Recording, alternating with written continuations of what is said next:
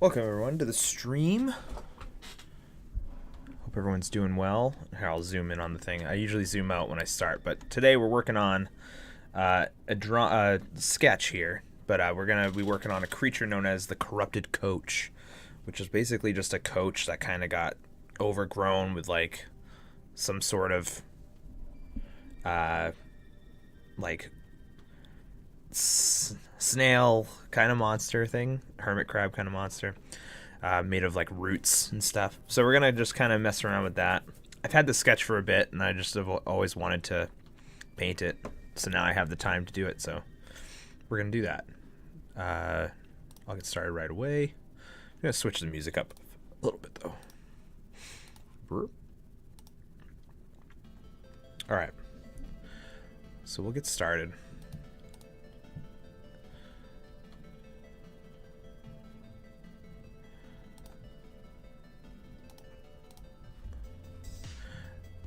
Thank you everyone for joining the stream today. This is your first time watching. It's a pretty chill stream. We don't really put a lot of pressure on things and don't really worry about it too much. But yeah, we're gonna try to have some fun here with this painting. I'm gonna zoom out for a bit.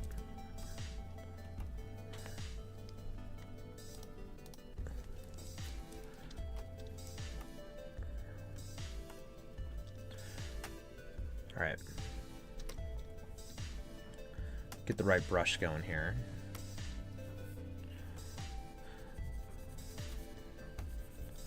So I'm working with my sketch as a multiply layer, but I've set my eyedropper to be current and below. So if I need to blend or anything, it's not gonna pick from the multiply layer. It's gonna just pick from what I'm actually painting right now. Currently, we're just kind of blocking in a little bit. At some point I'll just start painting over the sketch, but right now we're kind of focusing on the background a little bit and our values. So I kind of want to paint in like a purple base, have the background be purple and kind of make its way forward with something a bit more. I've seen a couple pieces by some other artists that do that, and it looks really cool, so I kind of want to do that for this piece. This was a fun sketch to do a while back. I was just kind of, for Pages of Fate, it's a deck building adventure game. So like there's a card in the deck where it's like it's kind of like a choose your own adventure game. So it's like you draw a card that's like just like a abandoned wagon or abandoned coach. It has items in it, but you have to make a roll, and if the roll is a certain number or below, it transforms into this creature, which is a minion card of the Corrupted Coach, and it kind of starts attacking you and stuff, and it gives you an item if you beat it or whatever. So that's kind of the vibe for that one. Yeah. We're gonna zoom out here just to get our shapes a bit more.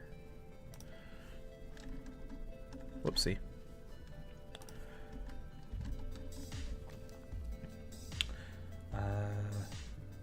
Let's rotate this. Working at an angle is a little hard initially, so we'll flatten it out here.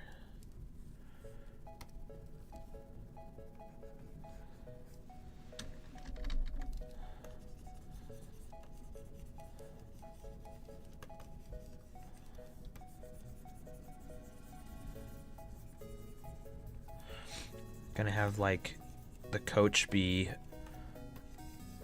most of our darkest stuff, but yeah.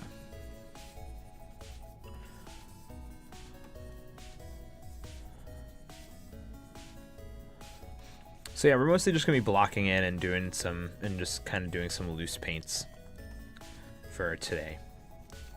Streams are only like an hour and a half, so probably all I'll get done. And honestly, the sketch is like super loose, so it'll be a lot of trial and error anyway.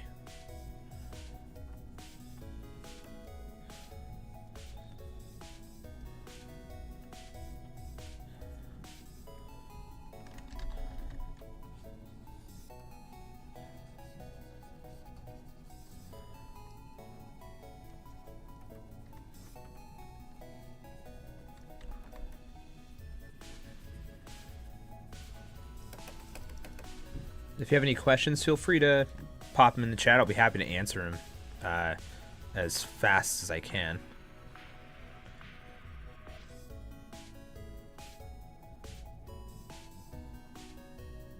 I don't know what that is, to be honest with you. I heard of Legend of Runeterra, but I don't know what the Path of Champions fully explored is. It's kind of like, I don't know if this is like Legend of Runeterra, but it's essentially like you have a deck. It's like your quest, so it's like kind of like it's kind of inspired by like Choose Your Own Adventure books. They actually made card games of Choose Your Own Adventure books. They sell them at like Target and stuff that are really fun, but they're those are more like do this or this, and sometimes cards are like that in the game, but it's more like, it's kind of like a card-based version of a module for a D&D game, essentially. Like, you come across companions, you come across encounters, you come across choices like a Choose Your Own Adventure game, and you also come across like treasures and stuff like that way. And then your characters also have a deck of like abilities and stuff that they can build. You can also make multi-class with them by combining decks and stuff. So there's like, but there's also like D&D like combat in it. So yeah. So if that's like Legends of Runeterra, then sure. I don't really know. I've never played it.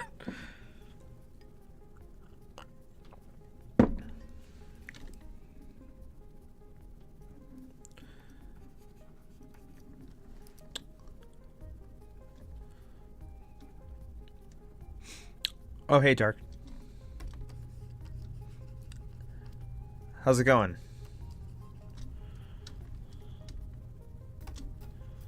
Welcome to the stream.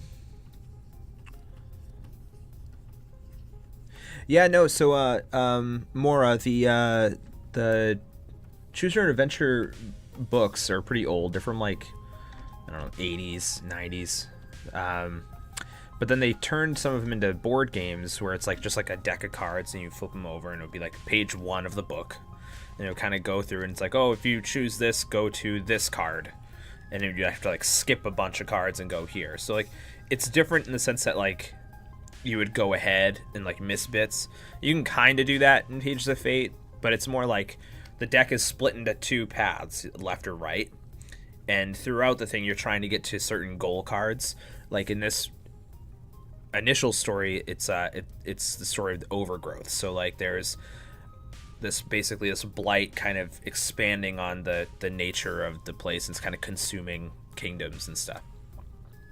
So throughout the whole thing, you have to find these arcane bindings and you have to kind of dispel them. But in order to dispel them, you just have to it's basically a way to fight a boss monster, right? So every time there's a binding at one of these gates, it's protected by a corrupted monster, and that's kind of like how you do your boss battles. And once you beat them, you free that gate's binding, and that's like one of 4 goals. And that's kind of how it's chunked out, like into chapters.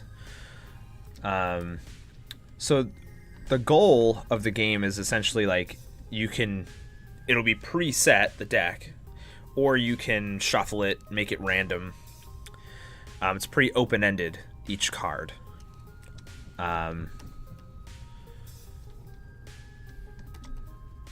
And the hope is that like if you ever get like, if there's ever like expansions and stuff, you can kind of merge it into the deck if you really want to and make the story longer. Or you can pick an item out of the items deck and like make that your goal card and like tell your own stories, kind of stuff like that. It's pretty adaptable.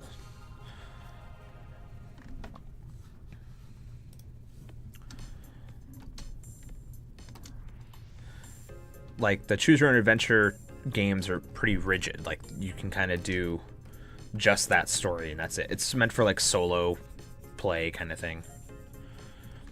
So this thing's on a path.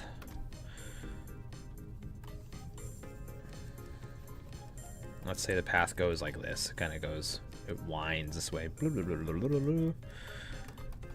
like this.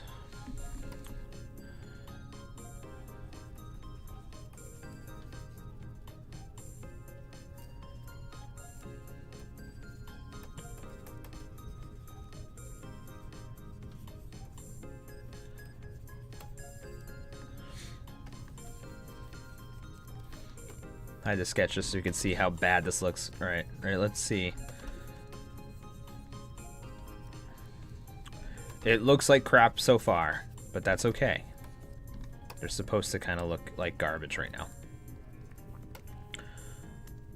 As long as we can see what's going to happen.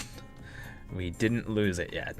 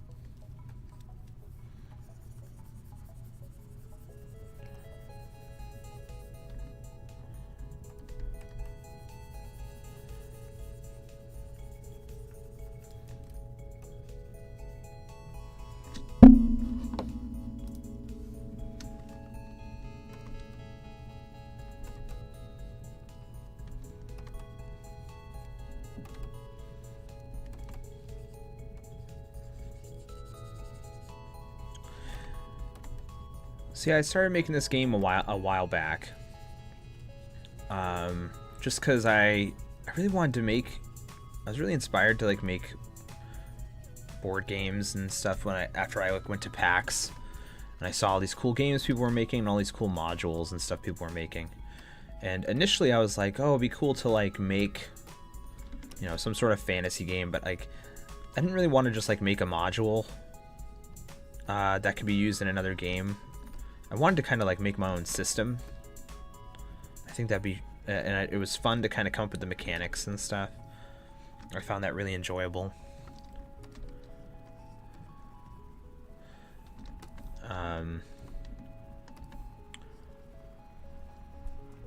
Like there are some D&D elements to it, like in terms like some familiar D&D things, like use a D20. I don't know if I can use terms like advantage, but there is like advantage and stuff like that in it. There's no initiative, there's like a speed tracker, kind of like the game Mice and Mystics, where like you would shuffle up cards and you lay them out, and then that would be the order of the speed in combat. Yes, I'm talking about Pages of Fate. Yep, the game I've been working on. This is a monster for that game, so we've been kind of on that theme today. Dark Vlogger.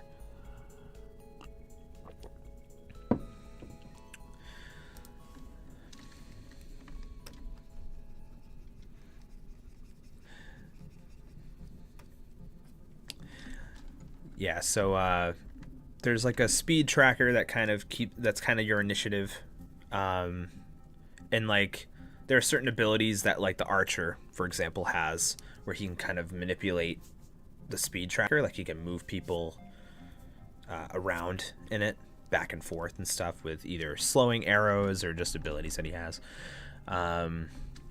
which can come in handy in terms of combat placement, because that's also the speed tracker is also your board placement, because there's no board, like there's no minis. So it's like melee is essentially whoever's on either side of you in the speed tracker. So like if there's all allies on the side of you with the speed tracker, you can't really attack in melee. You need to be moved. So that's where the archer would be able to like, okay, I'm just gonna shove you this way with an ability, or like somebody can like give you flying or something like that and make you like stuff like that to kind of get you out of that pickle.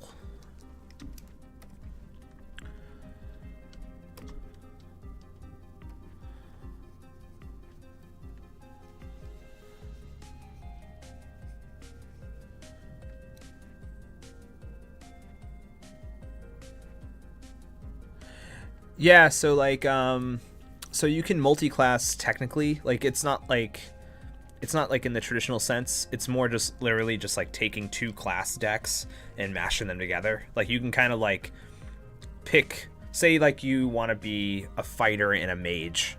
You can pick, like, your deck is limited to a certain amount of cards, so you would have to pick certain ones out of each one, and that's kind of how you multi-class. So you would like pick like some spells and some abilities from the fighter, and like, because it's all abilities. It's not like the deck isn't like stats.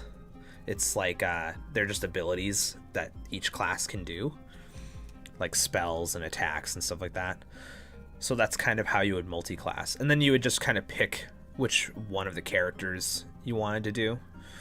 So like you wanted to be the fighter, who would be more hardy, but he'd have some spells because you multi-classed him. So at its core, he would be one or the other, but then you would be able to implement some flavor into it.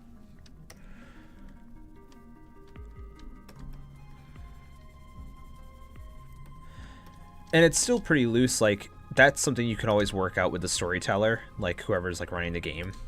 Like if you wanted to be like, oh, I wanted to have this stat, and you would just have to like write it down, I guess, and figure out how you would keep track of it. But I can't see why you couldn't do that.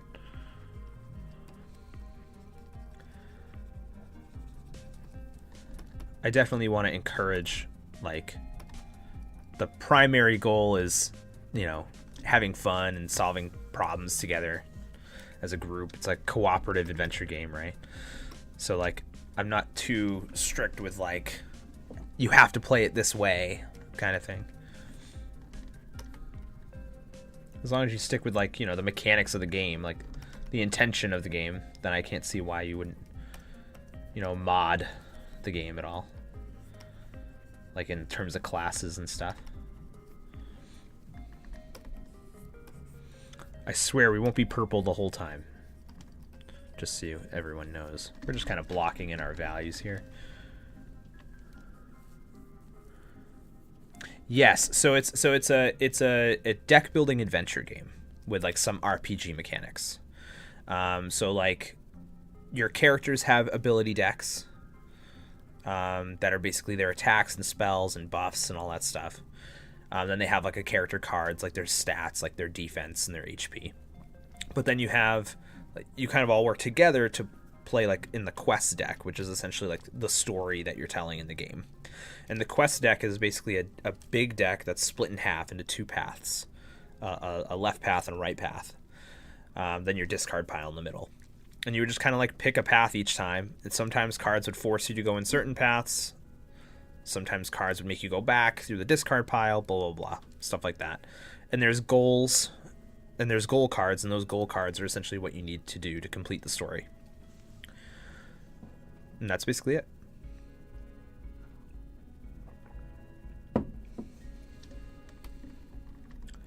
And there's like other mechanics too that are kind of thrown in there, like there's transfer abilities, so like every class has an ability at the bottom that they can just inherently do by like sacrificing one of their ability cards and giving it to another player. Like the knight can sacrifice one of their ability cards and give that as a defense buff to somebody to like increase their defense.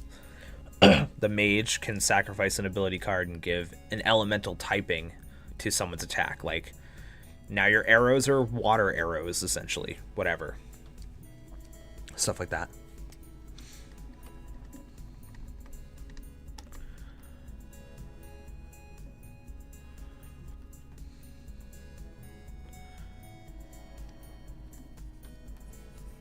It's intended to be very cooperative. So it's like if you're not one that likes to play with others, you might not enjoy playing. I mean, you could play it by yourself, but like in terms of like if you're in a group and you're just like only thinking about what you can do and like what you'll be able to do, it's not gonna go well, because it's intended to be like, how can I help this situation versus how can I save everyone.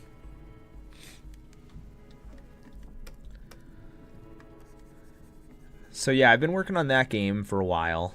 That one's just been kind of like, that one's kind of like my white whale. It's like taking a long time.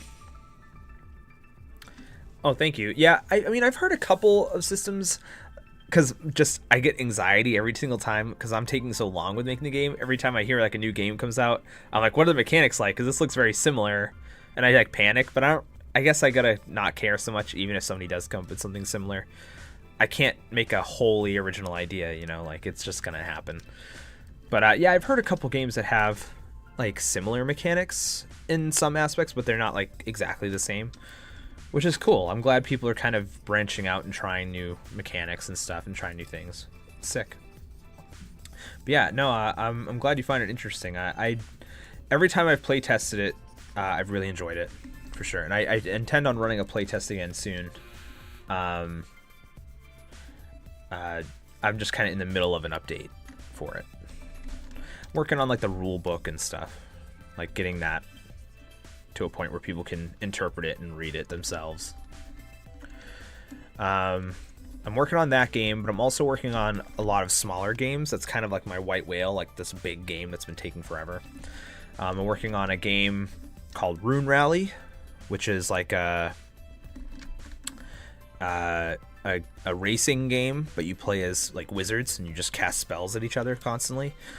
That game's coming along really quickly. It's been going really well in terms of development. I actually would say that it's done. It just needs, I need to do like the art and the design for it, and then I think it'll be kind of ready. The rulebook is even written. I just got to design the rulebook. I have a lot of design ideas that I want to do for it in terms of aesthetic and stuff.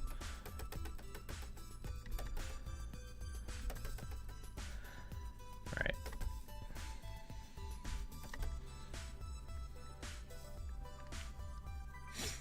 And there's a couple other ones that are really early on.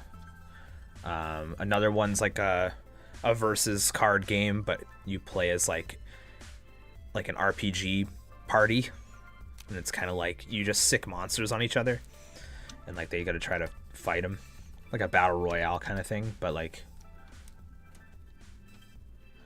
full solo. I mean, I have people help me play test them and like give feedback and stuff. But yeah, no, I've been making these all myself. I've also had help with some character designs for Rune Rally, just kind of some turnarounds.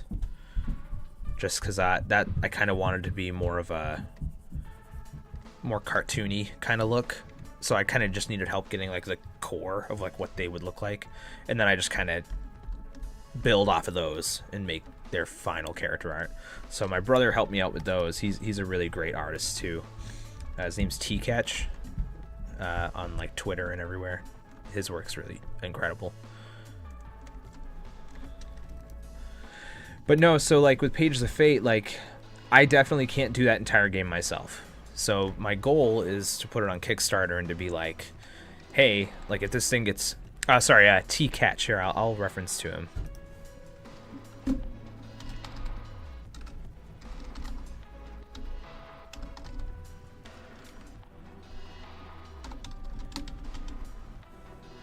I think this is his website. I swear. If I'm wrong, I apologize.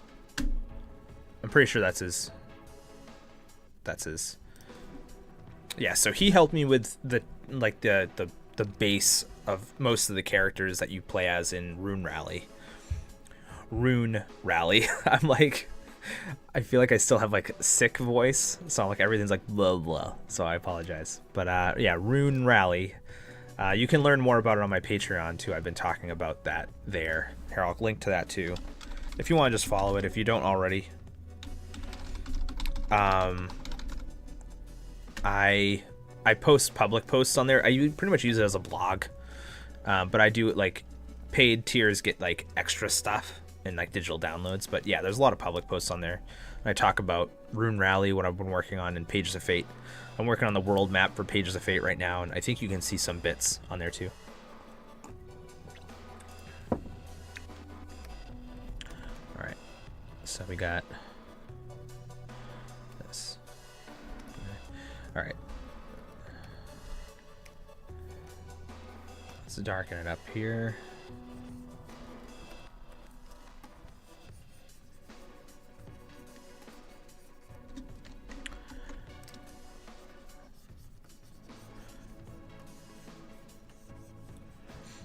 So for anyone that's joining us, we are painting a card for a monster for my game Pages of Fate. And we're talking about it. We've been chatting about the game. Everyone's been so positive and delightful. I really appreciate it. It feels good, for sure. Good vibes. Whoa, what just happened there? Yeah, so this is a monster called the Corrupted Coach. Essentially just a coach that comes to life through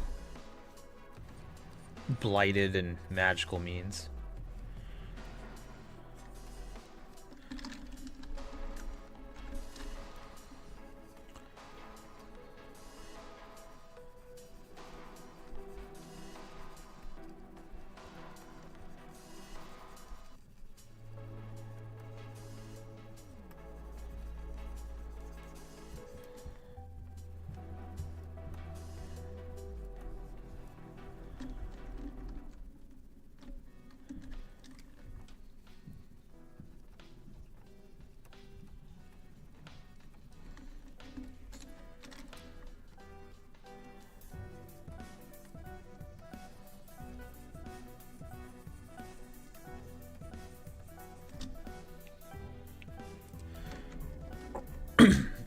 I actually, weirdly, for a long time, I didn't do value sketches, like values like this in the beginning. I would just kind of go for it. And I really have been enjoying doing value sketches. They've been a lot of fun, like kind of like just going in with one color and like establishing where the darks and lights are, and then you just kind of paint over it with some color. Does feel good.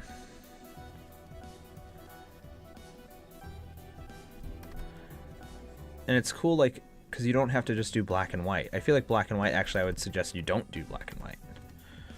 A lot of people work in grayscale, and, like, it's cool. You should definitely still use grayscale as a means to, like, see your values. But, like, painting in it, I would just say pick any color and just, like, kind of use that as your thermometer, if you will, to check out, like, temperature of your piece. Yeah, I don't know if this is I don't know if this is a proper I'm just winging it.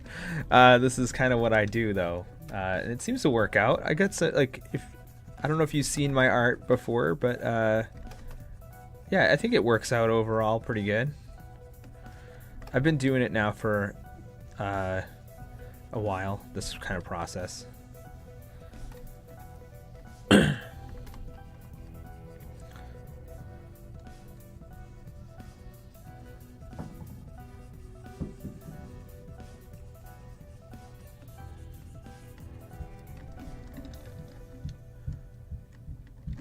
Yeah. I think, see, for me, like, the sketch was already done, right? That's the sketch. So, like, this is the sketch. I did do a sketch, you know, but now I'm just kind of doing a value sketch underneath it to kind of, like, get the value. So this is what it looks like under the sketch. It's kind of gross.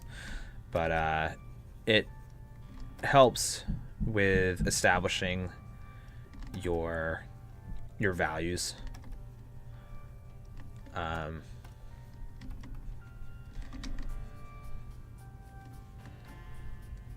Actually have to I gotta make sure I don't lose the path here, because it's kind of riding on this path and the sun is hitting the path. It's actually behind it, the light source. Don't want to lose that. So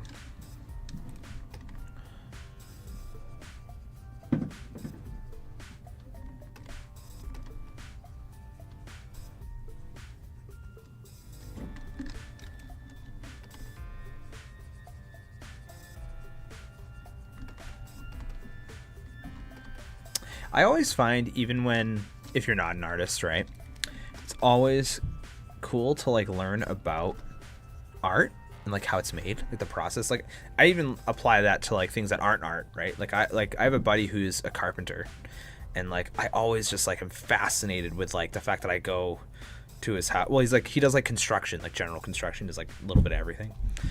And I like went to his house and he like made all this stuff and like did all this to his house. Like he did all this maintenance and like upkeep and remodeling, and I'm just like, how did you do, like, I always need to know like how he did it, because it's like, it's just fantastic, like his knowledge. And like he just kind of like, no, whatever, I just kind of do this. I'm like, no, bro, this is sick. Like, I don't think you realize how amazing this is, that you like basically converted half your house into something else. Like, that's pretty sick. I'm over here like struggling to like fix like a piece that broke in my house, and like you're over here doing some wizardry. So I think with art, like, I think it's always cool to kind of learn about the process and like learn about different things. And like, yeah, like people have different processes, but the fundamentals are usually always the same. Learning about value and temperature and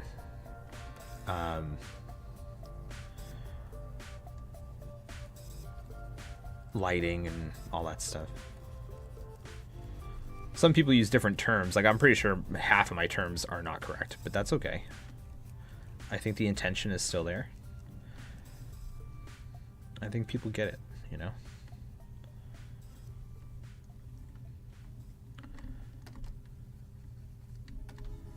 So we're just kind of messing around here with our value sketch. Really trying to get some depth going.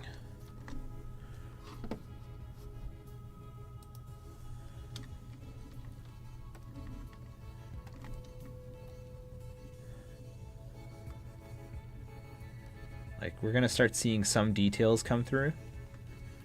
And I actually really like this part too, because you're pretty zoomed out, right? But some details are forming, some textures are forming. And you're starting to get like really cool stuff, like the bark on the tree is like really coming through, and you're starting to see some really cool ideas form. And sometimes you kind of gravitate towards those, and you start to kind of latch onto those ideas.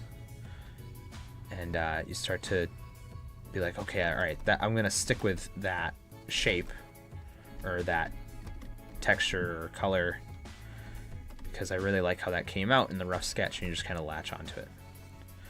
So you'll see that a bit throughout this process. I really would like to keep working on this throughout the week, but I do have a commission, and they said I could stream it, so maybe I'll work on that on Thursday.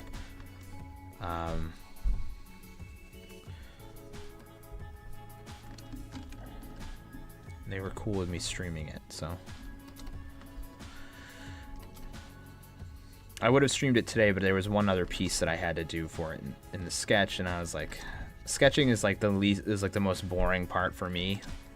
Like, that people see, because I'm really meticulous with my sketches, lots of erasing, lots of, yeah, no, like values and stuff for sure. Yeah, like that's what we're doing right now, just kind of getting our values. And but yeah, then there's like temperature is like essentially like it kind of helps set the mood for your piece. Like, a lot of people go like cool to warm. So like you'll see a lot of paintings, like if you start looking at them in paintings, like you'll start to notice there's a lot of like blues and purples in the back, and then like the main figure has a lot of oranges and reds and stuff, but they still have blues and stuff incorporated, but they're much warmer. Like even this in this value sketch, like I'll probably color over this with a warmer color toward the front.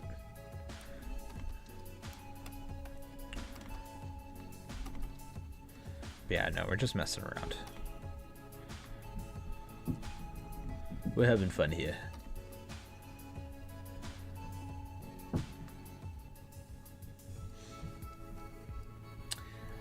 My thing is I tend to stay in the value sketching phase for a while. Oh, Nicholas, thank you for clarifying. I was like, wait a minute.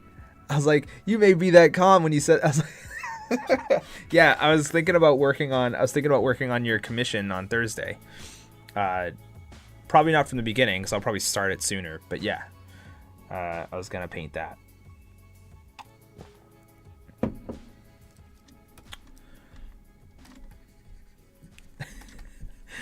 The delayed intro.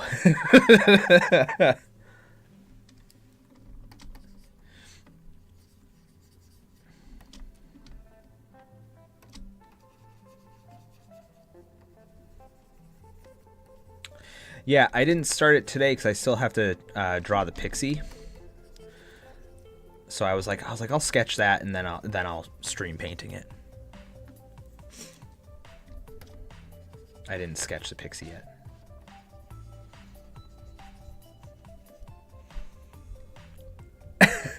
Yeah, no, I'm still getting used to doing anything public. I tend to keep my personal life pretty private on the internet, just because like I don't really talk about like my kids and stuff like that a lot. So I get that for sure. But like sometimes I forget that like I'm streaming or something. Like I'd be here just painting and like shooting the shit, and then like I'd realize that I've been streaming and like people have been watching me like lackadaisically like spend way too long just doing a value sketch. Yeah, so that's kind of where I'm at too, for sure. Well, welcome to the stream, Nicholas. I appreciate it. Appreciate you coming out. I'm glad you can make it.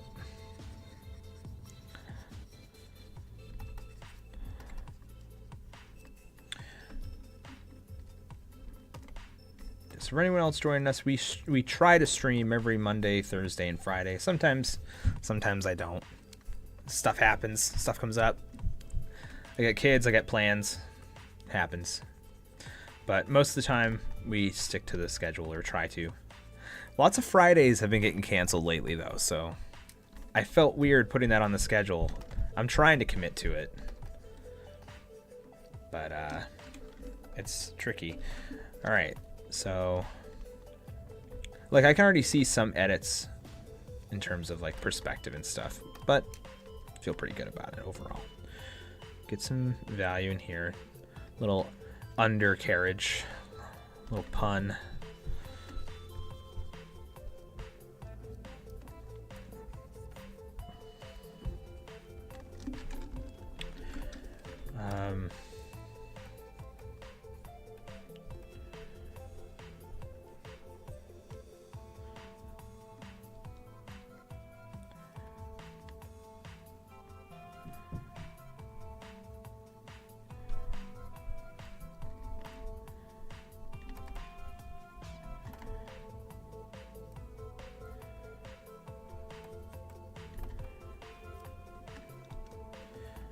Right.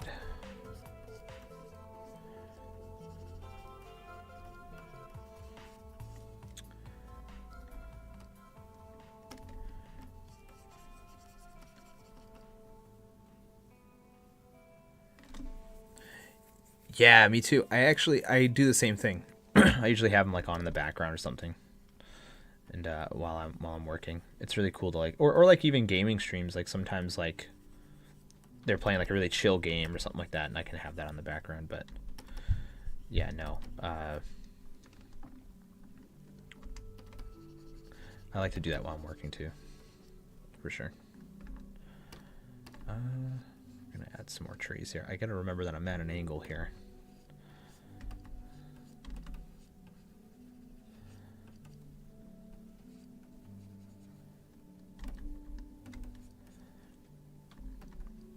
God, I love painting these values. Like, I feel like I could stay in here forever.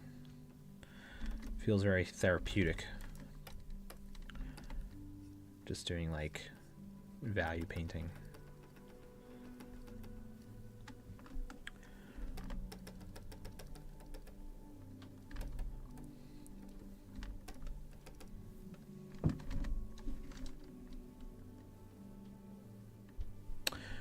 Sure. Yeah.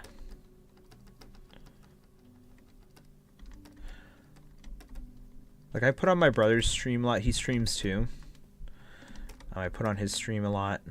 If I'm still lately I haven't been able to though, because I'm not working at the same time he's streaming. Yeah, that I like to put his on because it's pretty low key.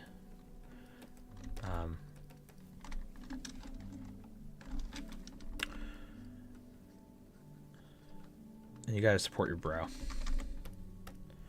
he just makes like such good he just makes such good art. I love his art. It's a way different style than mine, and maybe that's why I like it. It's really good though. He has so much life in his little like cartoon style. It's so sick.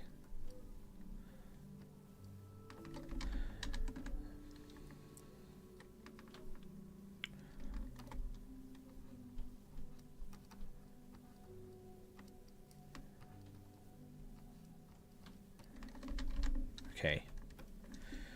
You know what? Even the value sketch, like, that does look pretty sick. We're gonna add in our highlights and then be done with our value sketch.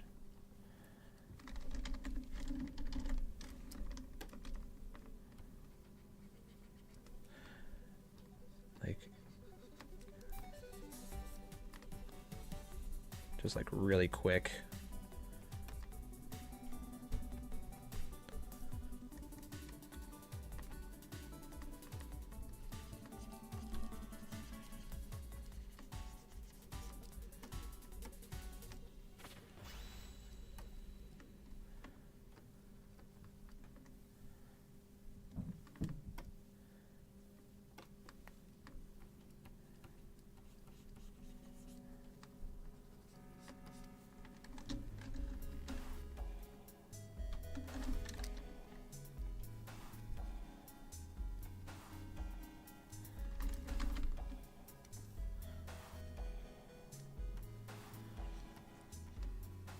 It feels like I've been doing this forever, but you know, like, it's actually been doing pretty quick. It's only been like 40 minutes, which is quick in paint time.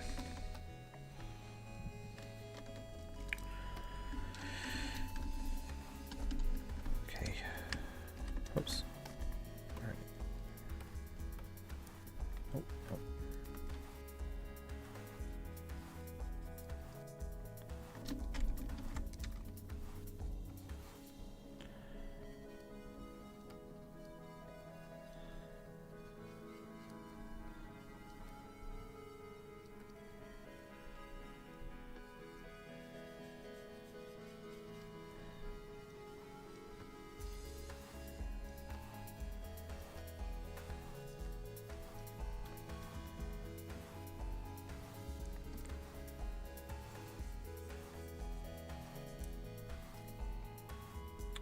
Once again, thank you all for coming by and checking out the stream. I really appreciate it. We're streaming on YouTube, Patreon, and Twitch. So, thank you for joining us everywhere.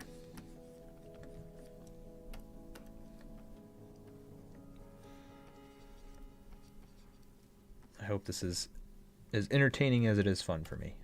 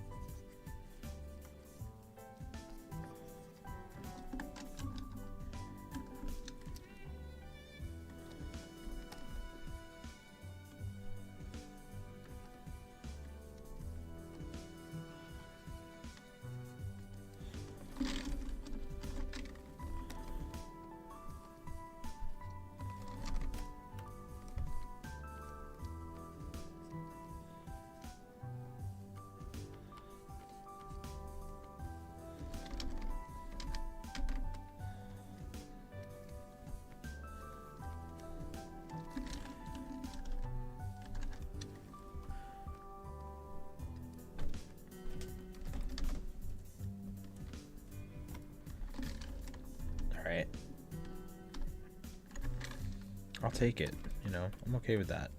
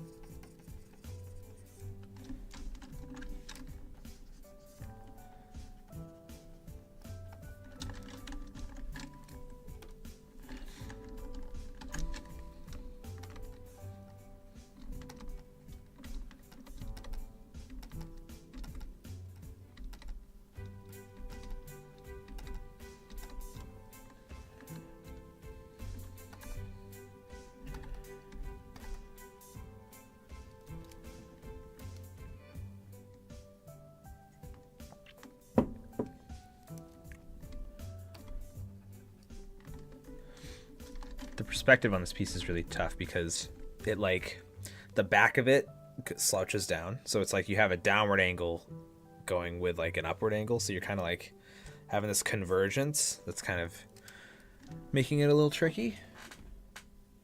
But I like it so far. I think it's okay. All right.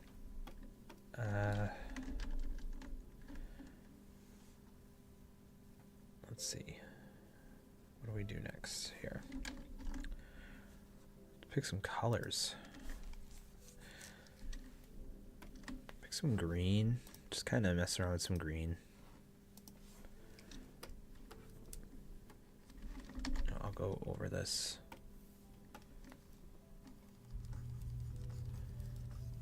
So usually I go on a different layer,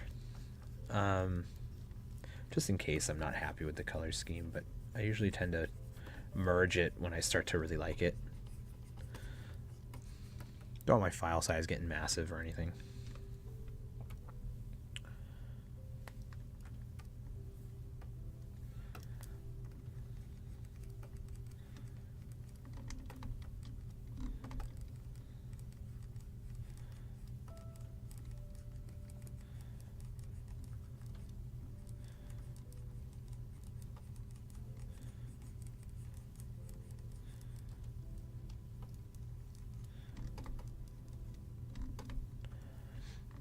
This is also a dirt road though, so I gotta remember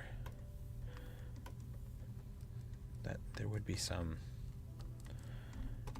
brown mixed in here.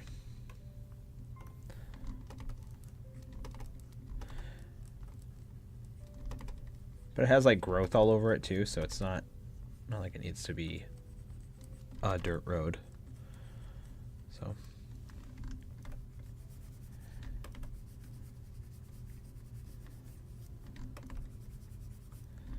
So what I like about doing the base coat in a color is like it helps keep your temperature.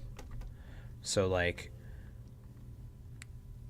I'm adding in some warm colors here, but there's still like that purple undercoat that looks really nice.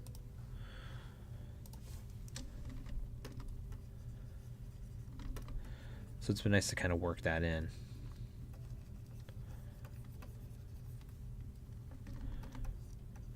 Oh.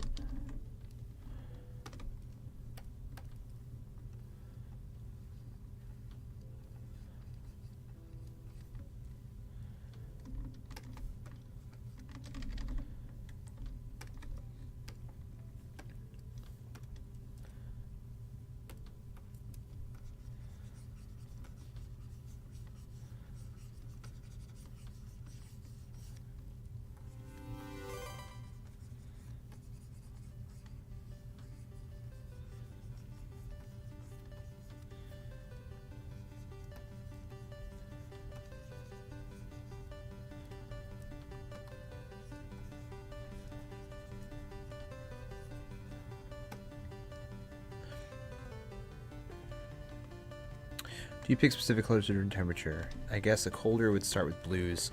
I think, yeah, I think you tend to do that. I mean, I picked purple because it's still in the cooler range, but I feel like I tend to pick blue a lot. So I was like, I'm just going to pick purple this time to kind of like have it start with something maybe a little more moody.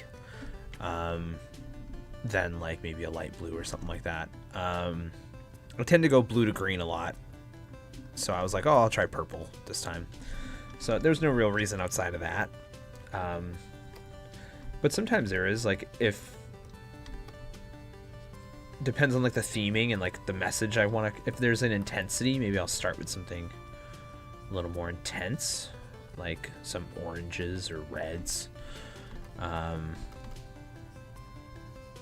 But you also got to watch out for stuff like that because those get really intense and might actually hurt your piece.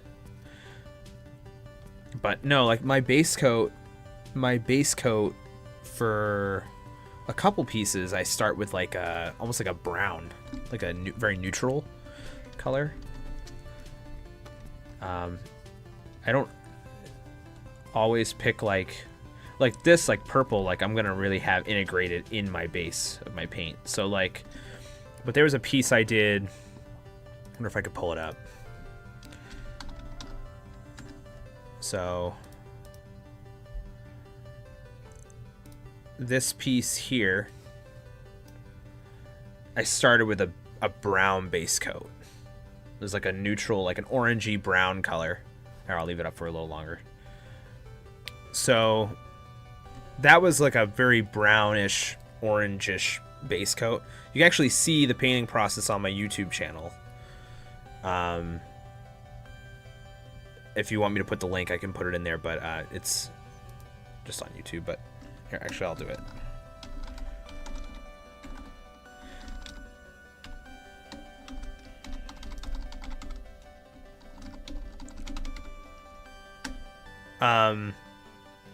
So yeah, you can see the process for this here. You'll see that I start with a very orange, brownish base coat for this, and then I really add in the greens and the blues and stuff.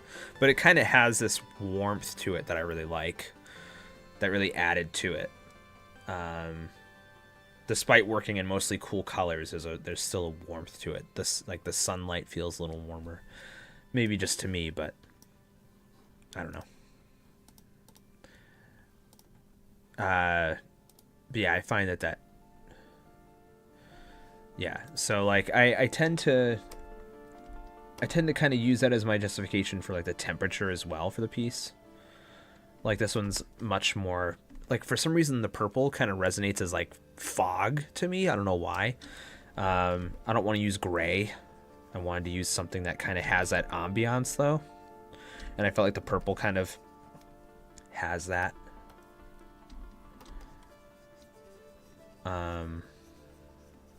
So yeah, we're working with purple today.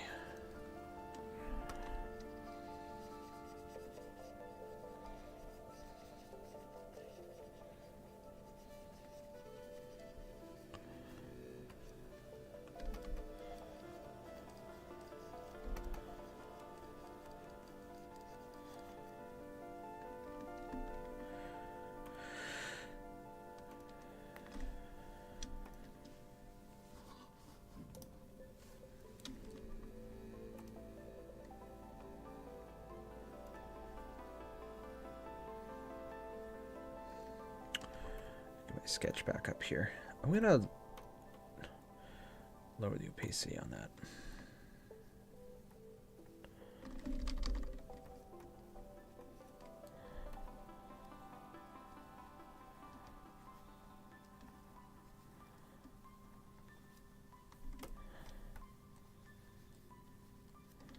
I definitely want a warmer green.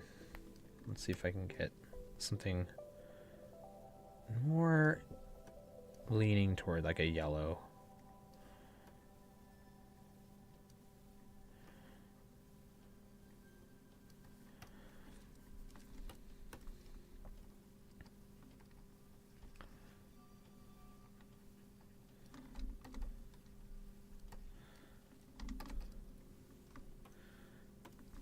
God, I can't wait to like not use the sketch anymore. I hate relying on it just to get the shapes. I love when I start to be able to paint like over the sketch. We're not at that point yet with the piece.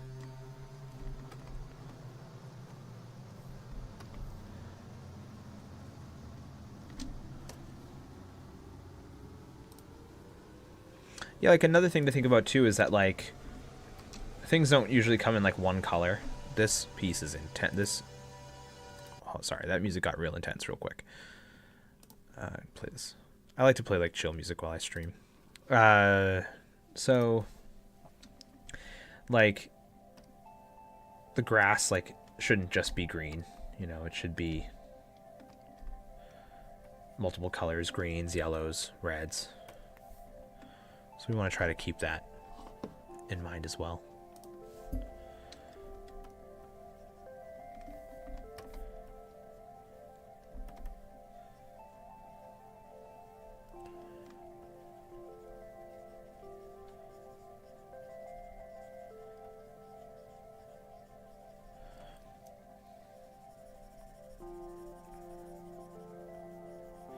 Like, do you see like when I add the yellow and the green there over that light purple, it has like this like fog look to it. It looks so good. Like I love that. Like it has like this ominous look to it that I really dig.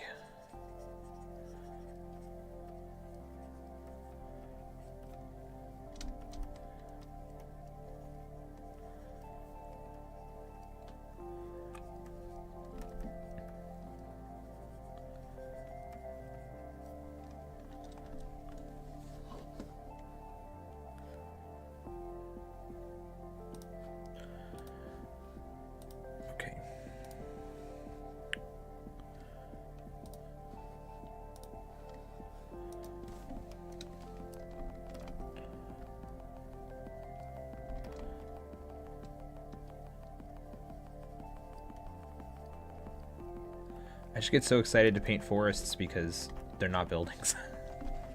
I hate painting buildings more than anything.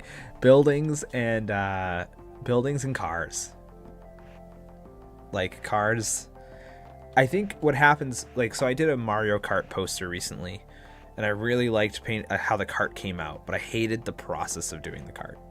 But I am happy with the results. But yeah, no, I don't like, and mechs, stuff with a lot of gears and functionality. It's not as flowy. Even this piece, like, I dreaded doing this piece because it's basically a car. You know what I mean? That shit's just stressful.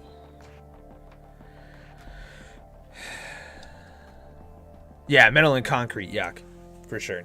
Yeah, we don't want to deal with metal and concrete.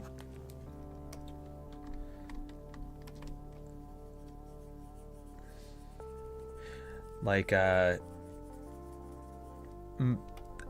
why I picked my setting to be in an overgrown forest. So, like, most of the buildings have been, like, devoured by plant life. So they have some solidarity, but they're all, you know, angled and jutted down and wrapped in vines. So, it's like... It allows me to still, like, get away with not painting it well. That's not the only reason why I picked it, but yeah, it definitely makes making buildings a lot easier. But, like, even, like, right now, like, the purple, right? I keep talking about the purple. But, like, the mood down in this bottom corner is already what I want. For sure. It's a I'm brilliant. I'm just kidding.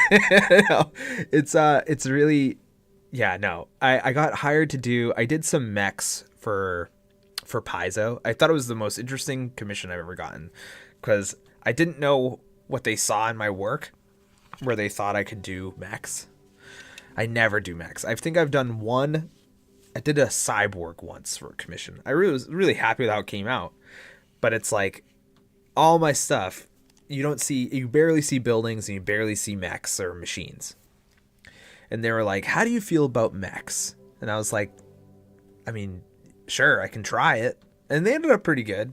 But, like, I don't know how happy they were with it. I mean, they're putting it in a book, so they're happy enough with it. But, like, it's definitely not, like, my strong suit. And I was just, like, so surprised that the art director was like, yeah, man, mechs. And I'm like, okay, yeah, sure. It was a wild one, for sure.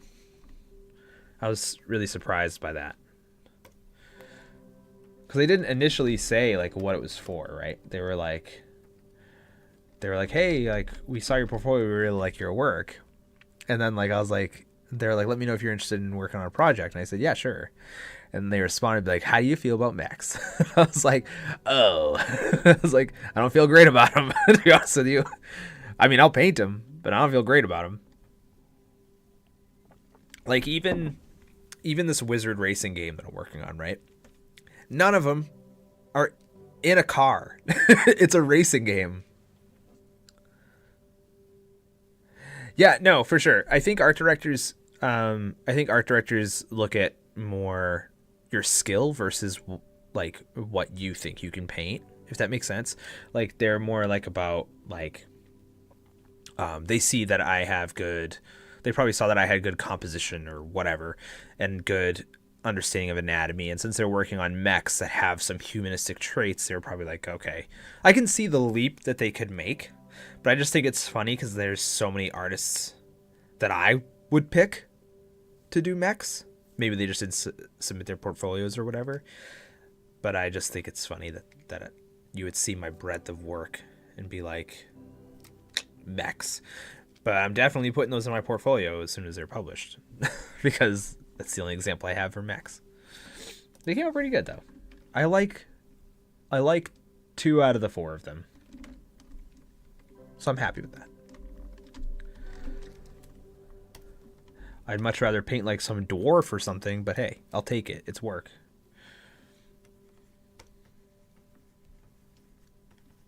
Or like an elf or something, like, you know, like stuff that's in my wheelhouse.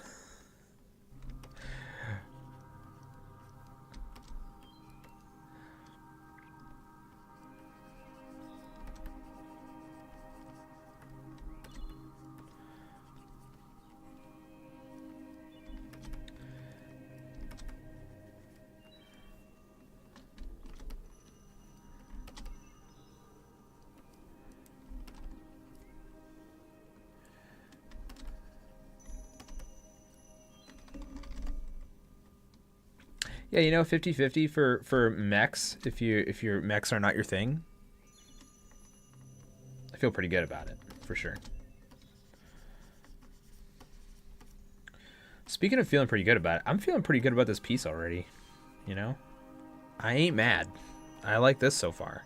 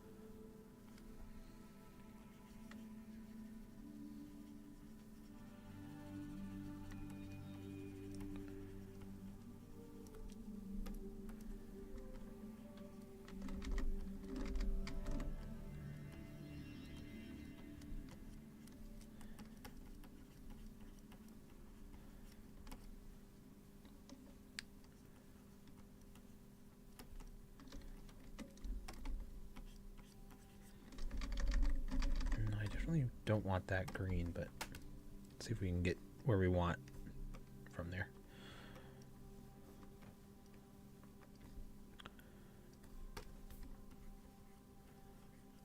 Yeah, that's okay.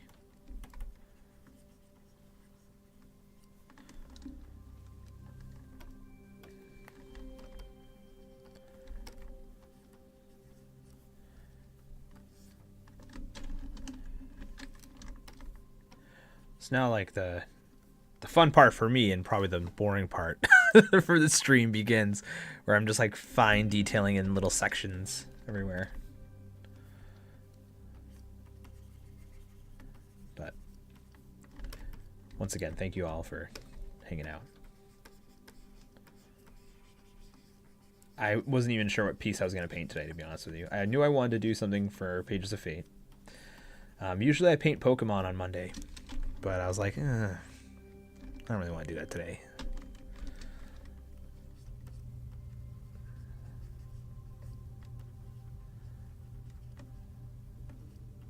And I got to get this done anyway, so might as well work on this. We will deny our ADHD brain from encouraging procrastination on this project.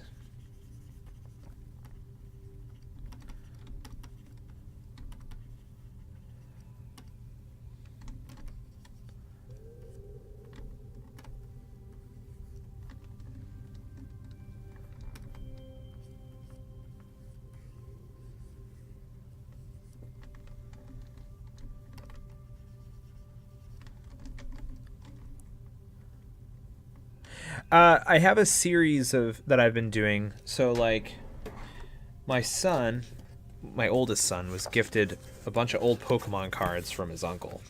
I have them all in a little box here. The camera? Yeah. So I put them in a deck. I shuffled them, and I started drawing one at random.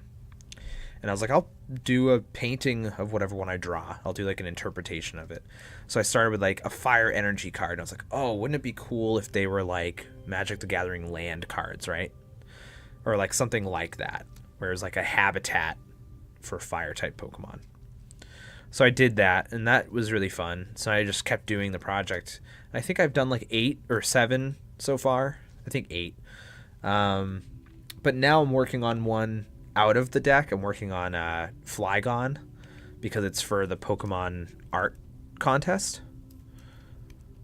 Because like, it's always been a dream of mine to do a Pokemon card, and I think this is the only way I can do it.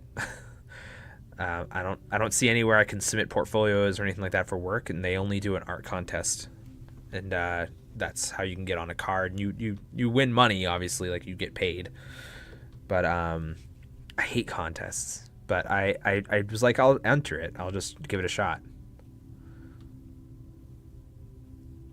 He seems to dig it. Yeah, he thinks it's cool. Sometimes he says my art's boring though. And I'm like, oh, why? He's like, well, the colors, they're not intense enough. I was like, oh, yeah, I mean, that makes sense. He always says the colors are boring. And I think it's because he really likes, like, you know, Mario Kart and Sonic and stuff. But he's really good at critique, which I think is really fun. He eases you into the criticism, right? He starts off strong. He's always like, Dad, you make such beautiful paintings. And I'm like, oh, dude, thank you. Like, I appreciate that. And he's like, but your colors are so boring. You should use less boring colors. And I'm like, I appreciate it. I was like, I probably won't. I was like, but I appreciate it. You know, he's a pretty smart 7-year-old. Yeah. So I gotta use more. So that's why I'm painting in purple today. I'm trying to use less boring colors. Taking his advice. But we're still boring. I can't escape it.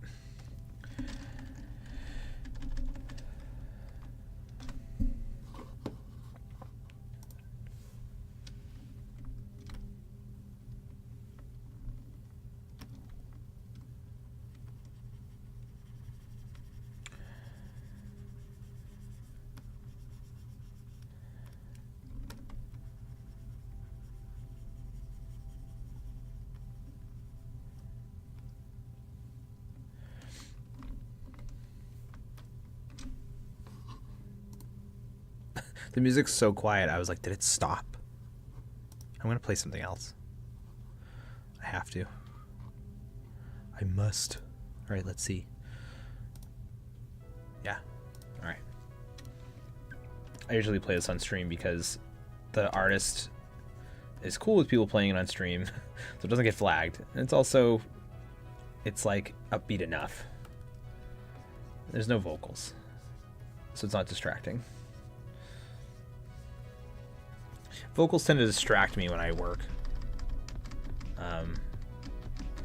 So I tend to listen to more instrumentals, beats, and stuff.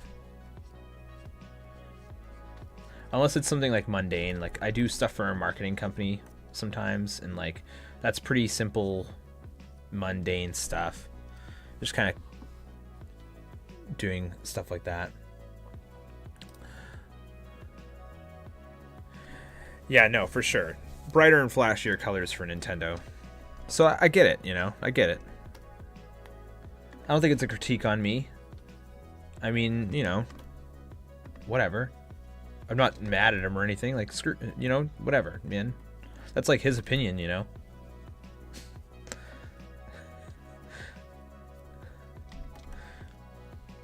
I'd like to see him do it. He did like my Mario Kart poster, though. So, you know, I'm okay with that. He was like, that's so cool. I was like, you know, I'll take it. It's a win. I don't like paint for him, though. Whatever, bro. He doesn't own me.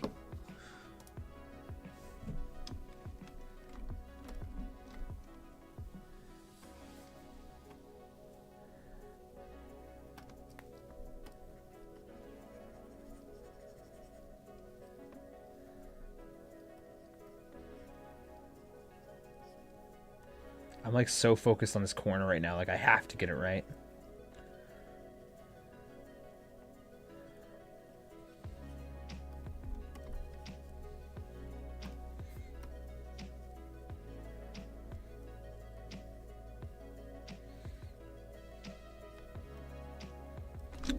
Maybe I'll zoom in on it.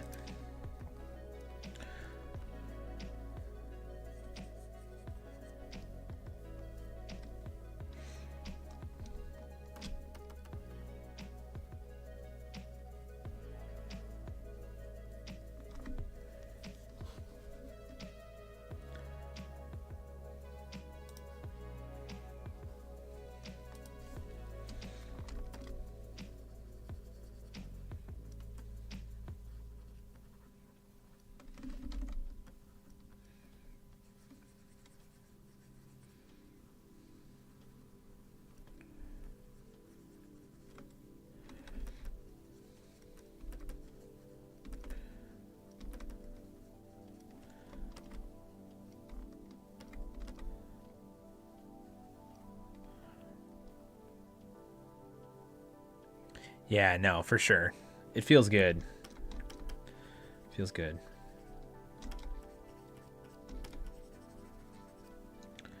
Like I'm feeling pretty good about this this section.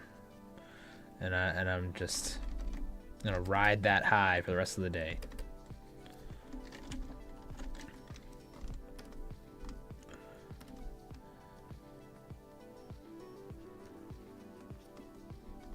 Imagine like the left corner looks super sick and the rest looks like trash when I'm done. But I nailed that corner. God, I have a window right here and like I'm so pale that like I lean back and I just become like a light god. I have to like stay so forward. If I lean back, I just become like what's that god where like their head is basically just like a light bulb. Just like, oh. It's so bad. We're gonna wrap up in like 15 minutes though, so we'll deal with it for a little while longer.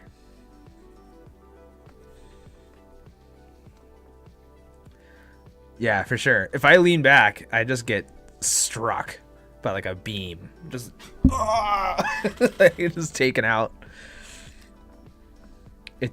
But like last time, like, so before, my desk was flipped around in my office, so it was facing the door behind me, but the sun would come in through the window and then I couldn't see anything, so I'd have to stop working, you know, until the sun moved. Like I was some like fucking farmer or something like that. Like, you know what I mean? Like I had to like go with the sun's movement. So I wasn't able to work. I'd have to wait. It sucked. So I'm actually gonna change brushes. I don't usually change brushes on a piece, but this one is good for base coat and not for texture. So we're gonna go to something with a little more texture. It's giving me really muddy rocks, which I didn't like. Yeah, so I just get like beamed by light when I lean back.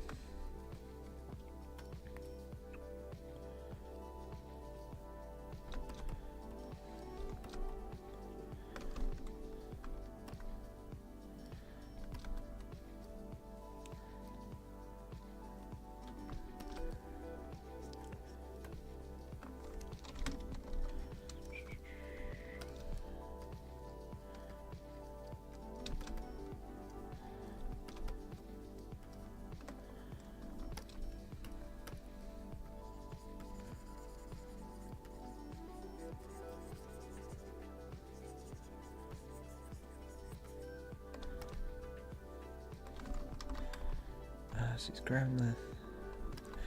I have to work out some mechanics here.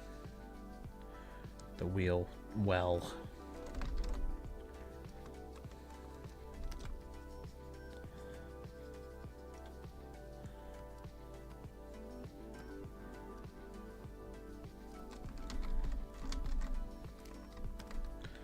Like, I know this isn't really how a wagon functions, but I gotta make it at least kind of look like it functions that way, you know?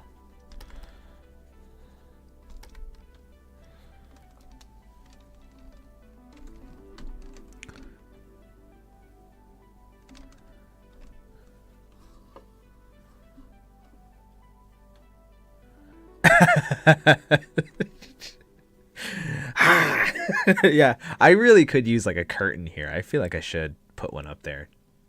I think I will. Yeah, for sure. Fantasy wagon. It works because it a wizard did it.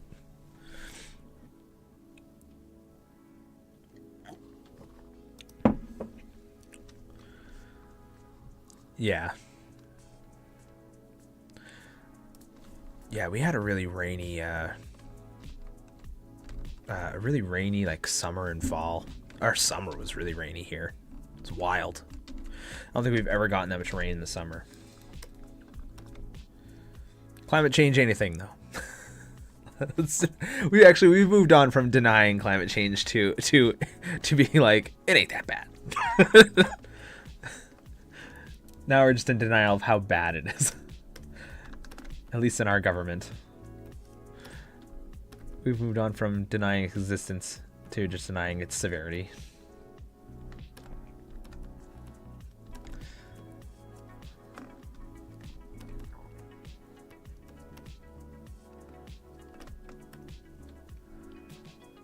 It's like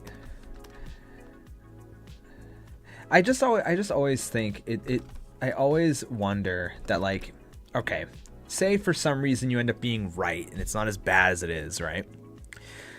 Whatever, you're right.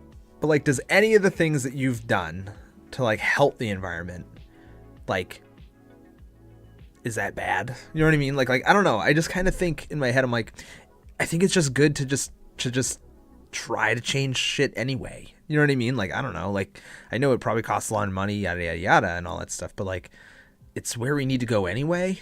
You know what I mean? Like, it's like what we need to do regardless. We might as well just try to do that anyway. Even if it ends up being like, oh, we overestimated how serious it is. Great. That gave us more time. We were able to fix things anyway. You know what I mean? Yeah, it's wild. Things have just like shifted like crazy. Like our rainy season was in midsummer instead of in spring. So like the garden we had planted like got all weird and messed up and nothing grew. But I mean, we don't really use it as like a food source, luckily. So like it's just kind of like extra. Well, I mean, we use it as a food source, but not like a primary. You know what I mean? Like we grow like peas. You know what I mean? Whatever. But yeah, no, it definitely messed with that for sure, which was a bummer. All that effort.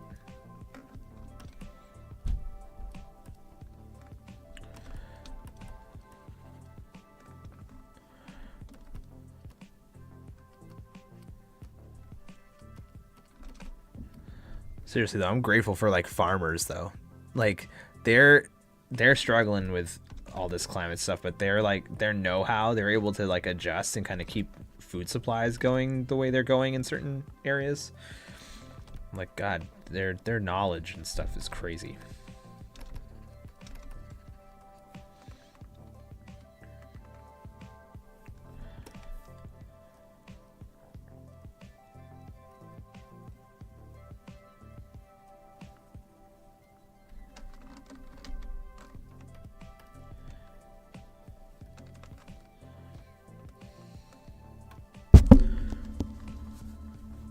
Yeah, for sure.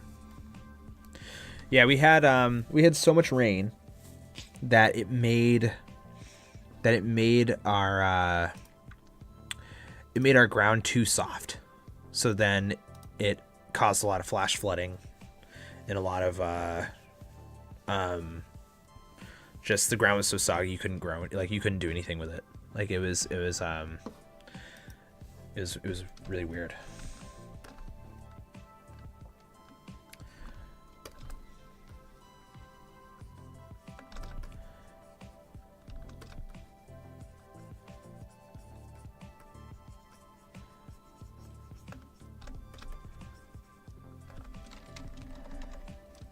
Just start adding some green to the sides here.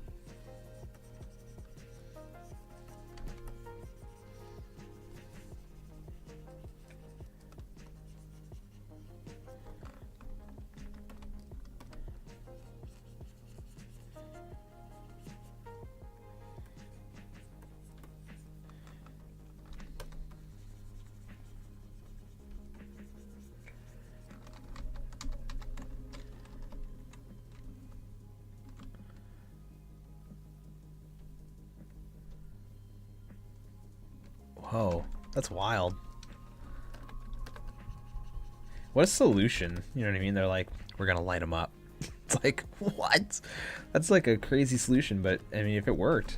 But yeah, it's wild like it's wild the solutions people come to fix problem temporarily instead of thinking about the long-term solution. How quick we're able to address those problems, right? how slow the actual solution is.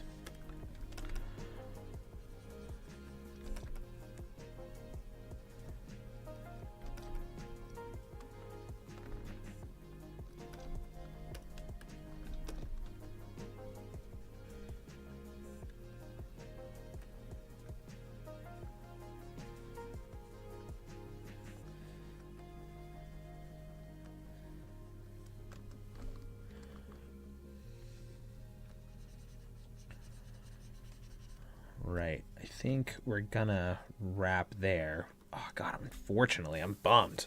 I want to keep going, but I gotta get to other work, including your commission. I always feel weird, like, working on another piece when I have commissions, because it's like coming from a space of retail, and even when I worked in an office gig as a designer, it felt weird because it's like, when you work on a commission for somebody, that's like your focus, you know? But it always feels weird because, like, it can't be your focus. You have to work on a million things at once.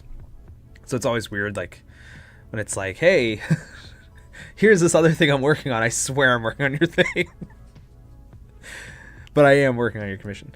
No, so yeah, I usually stream only till 10:30 so I can work on other stuff. No, so yeah, thanks everyone for checking out the stream. I think I want to work on this again. No, I do want to do the other commission though.